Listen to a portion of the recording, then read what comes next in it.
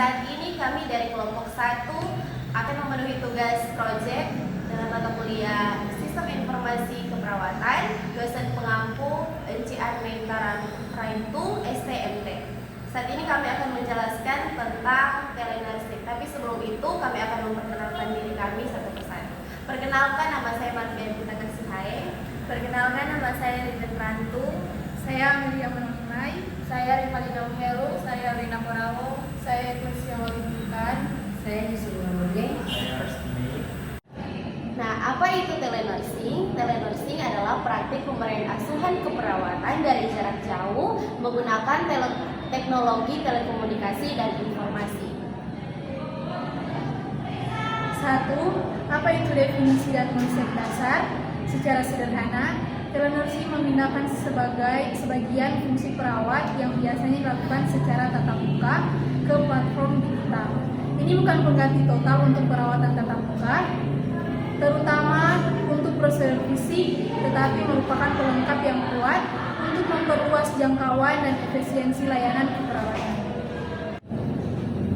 Tujuan utama telenursing untuk mengimplementasi telenursing adalah untuk meningkatkan akses, memberikan layanan keperawatan kepada pasien di daerah terpencil, juga meningkatkan efisiensi, mengurangi biaya perjalanan bagi pasien maupun perawat, dan manajemen penyakit kronis untuk memantau pasien dengan kondisi kronis secara berkelanjutan dari rumah mereka.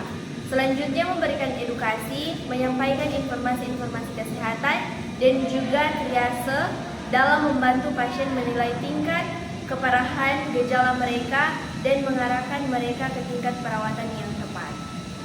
Yang ketiga, bentuk layanan dan aplikasi telenursing.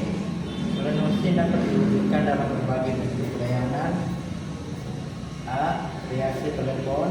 Ini adalah salah satu bentuk telenursing yang paling umum. Pasien menelpon untuk melaporkan gejala. Perawat telenursing akan mengajukan pertanyaan terstruktur untuk menilai kondisi pasien. B.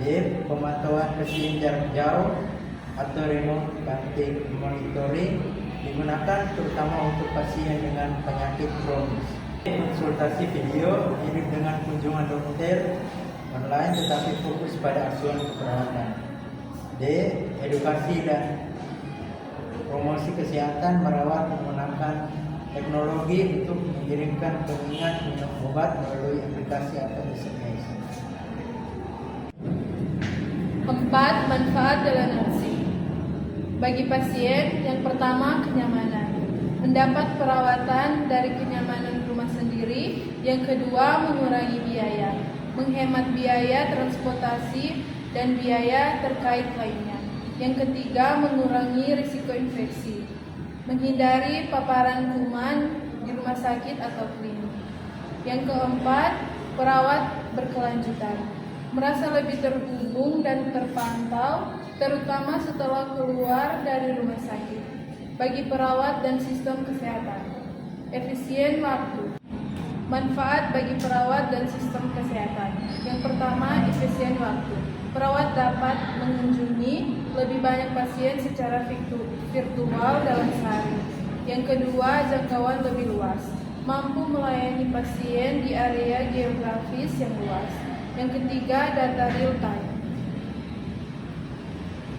mendapatkan data kesehatan pasien secara langsung untuk mengambil keputusan yang lebih cepat. Yang keempat, mengurangi readmisi, memantau pasca rawat inap yang ketat dapat mencegah komplikasi yang menyebabkan pasien harus kembali dirawat di rumah sakit. Yang kelima, tantangan dan keterbatasan telenursing bukanlah solusi untuk semua masalah. Ada beberapa tantangan yang signifikan. Yang pertama, keterbatasan penilaian fisik. Perawat tidak dapat melakukan pemeriksaan fisik penting seperti palpasi atau meraba, auskultasi, mendengar suara tubuh, atau melakukan prosedur misalnya menyuntik atau memasang biju. Masalah teknologinya, pertama, ada kesenjangan digital. Tidak semua pasien, terutama lansia, memiliki akses ke internet yang stabil seperti smartphone atau keterampilan untuk menggunakannya. Yang kedua, masalah koneksi. Kualitas panggilan video yang buruk dapat menghambat komunikasi. Yang ketiga, keamanan dan privasi data. Data kesehatan pasien sangat sensitif.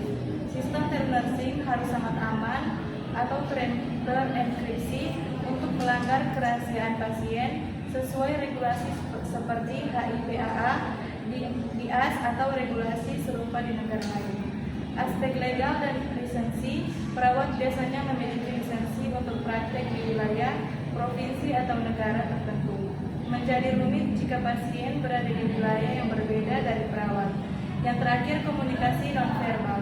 Meskipun video membantu, beberapa isyarat nonverbal yang halus mungkin terlewatkan yang bisa menjadi penting dalam penilaian keperawatan. Yang keenam, aspek etika dan legal. Dalam telenursing, perawat tetap terikat pada kode etik keperawatan yang sama seperti perawatan tatap muka. Aspek kuncinya meliputi yang pertama, informan, consent atau persetujuan. Pasien harus memahami bahwa layanan diberikan dari jarak jauh, termasuk batasan dan risikonya, dan menyetujuinya. 2. Kerahasiaan. Menjaga data pasien tetap aman adalah prioritas utama. 3. Akuntabilitas. Perawat bertanggung jawab penuh atas saran dan aduan keperawatan yang mereka berikan secara virtual. Yang keempat, standar praktis. Perawat harus memastikan bahwa perawatan yang diberikan melalui telenursing memenuhi standar profesional yang sama dengan perawatan tatap muka. Yang ketujuh, masa depan telenursing. Masa depan telenursing sangat cerah, didorong oleh kemajuan teknologi, integrasi kecerdasan buatan AI. AI dapat membantu menganalisis data RPM untuk mendeteksi tanda bahaya lebih awal atau digunakan dalam chatbot untuk triase awal. Yang berikut, peringkat Internet of Things. Semakin banyak perangkat kesehatan di rumah yang terhubung ke internet memberikan data yang lebih kaya kepada perawat. Penerimaan yang meningkat, pandemi COVID-19 telah mempercepat adopsi penerimaan oleh pasien dalam penyediaan layanan dan tren diperkirakan akan terus berlanjut. Secara keseluruhan, telenursing adalah evolusi penting dalam praktik keperawatan yang memanfaatkan teknologi untuk membuat perawatan lebih mudah diakses, efisien, dan berkesinambungan bagi pasien dimanapun mereka berada. Demikianlah penjelasan kami tentang telenursing.